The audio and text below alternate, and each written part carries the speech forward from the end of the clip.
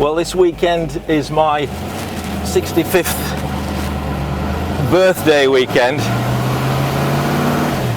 and this is quite a treat to start it off with. I was 12 years old when this car was made, and this car's the stuff of every schoolboy's dreams, really.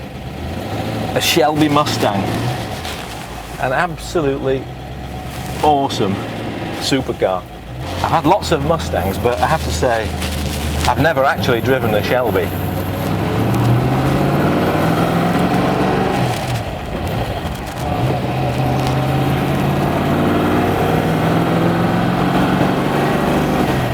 And one of the things that all of these years in the motor trade has taught me is you show great respect for things that you're not yet familiar with. So I'm going to go to the neighbouring village, a village of Wintringham, and have a little run out on the open road.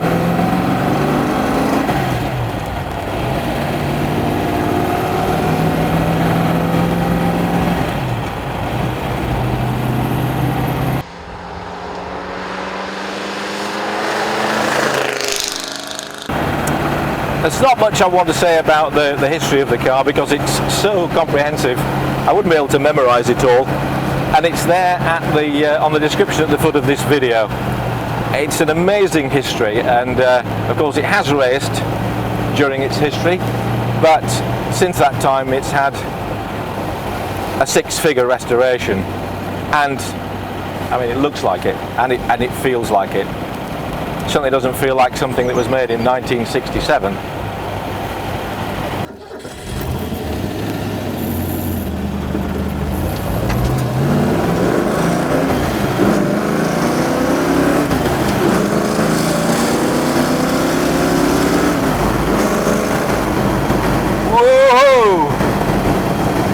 That's something.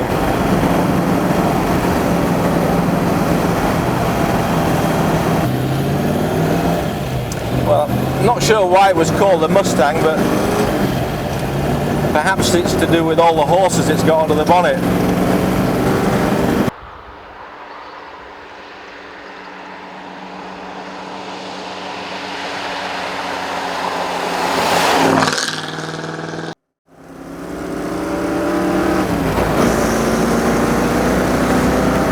Wow, that is, whoa, what a car, and what a nice 65th birthday present to myself to take this out,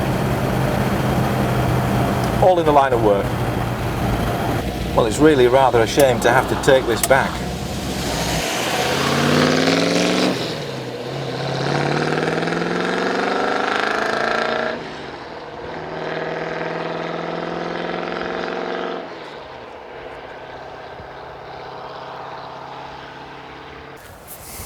Well, that's not the sort of thing you see every day, a Shelby Mustang GT350, and in 44 years in the motor business, that's the first time I've ever driven one of those.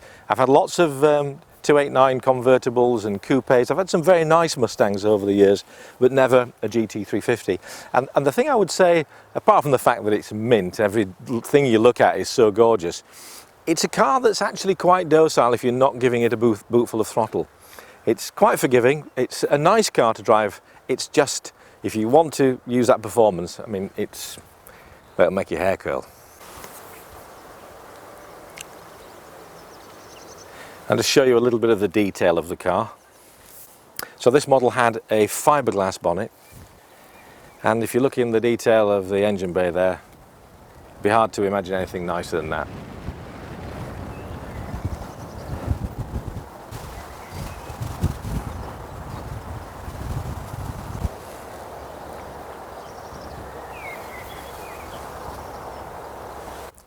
It looks absolutely gorgeous from every direction, and if you're looking at the detail as I can from here, there's just no obvious imperfections in it at all. It's a beautiful, beautiful paint job, and the panels are very well finished.